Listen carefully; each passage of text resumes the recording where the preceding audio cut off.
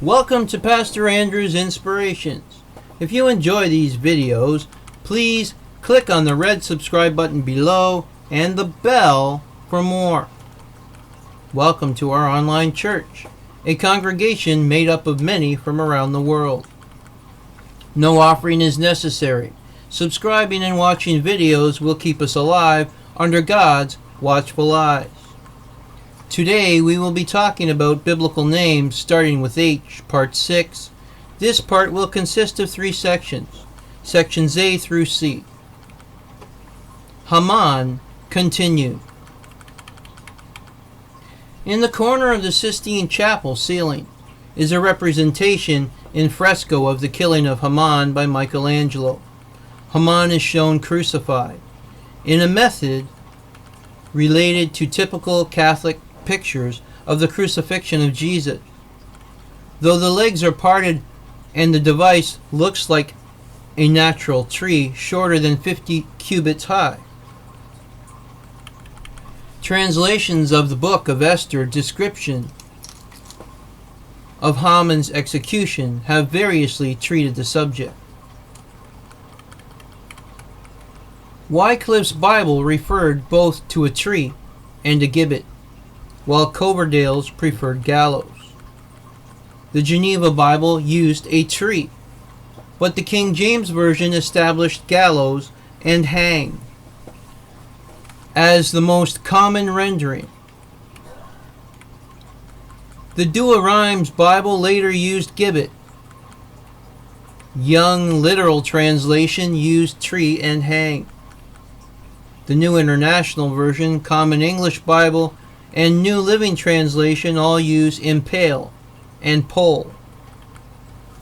Jacob Hoshander has contended the name of Haman and that of his father, Hamadatha, are stated by Strabo as ominous and Anadatus, adored with Anahita in the city of Zela. Hoshander suggests that Haman may, if the linking is correct, be a priestly title and not a proper name. Strabo's names are unattested. In Persian text, they are gods. However, the Talmud and Josephus interpret the description of courtiers bowing to Haman in Esther chapter 3 as worship. Other scholars assume ominous refers to Vohu Mana. Purim, the Jewish holiday, honors the story of the Jewish deliverance and Haman's defeat.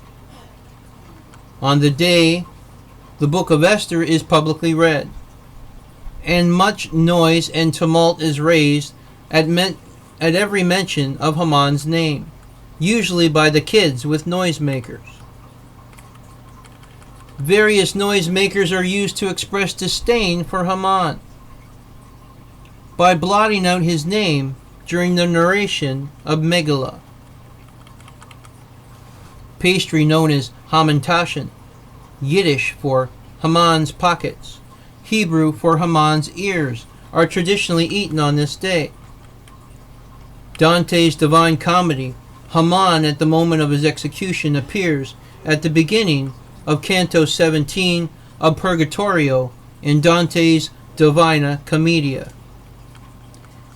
The image occurs in the form of an impulsive vision given to the character of Dante as pilgrim, the purpose of which is to envision Haman's accusers, Ahasuerus, Esther, and Mordecai, as emblems of righteous anger.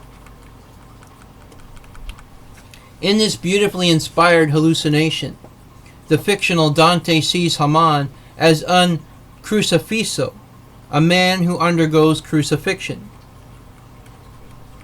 Haman in novels.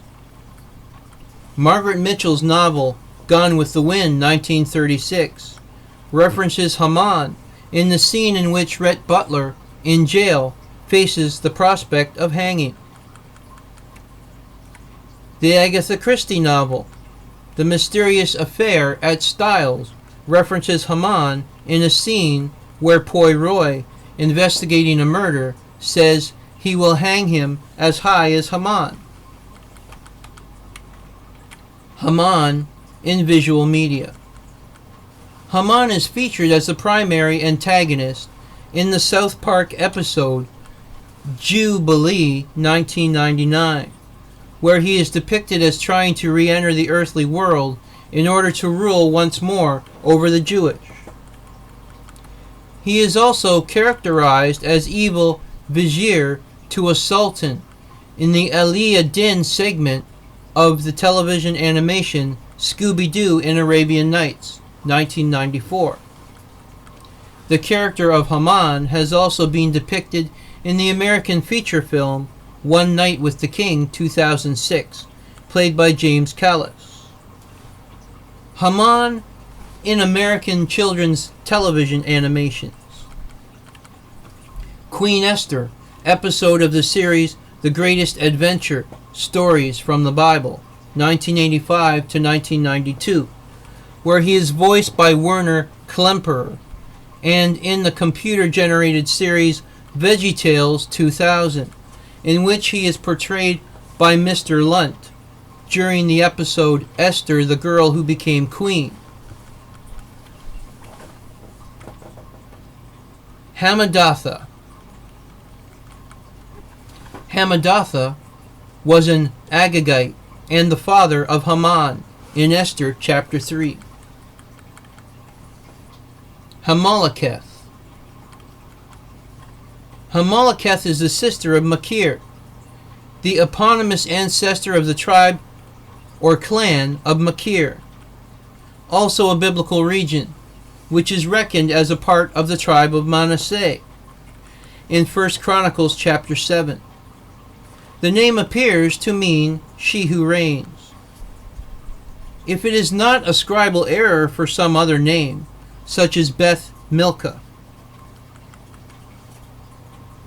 Hamalek. Hamalek, or Hamalek, in the King James Version, is the name of the father of Jerahmeel in Jeremiah chapter 36.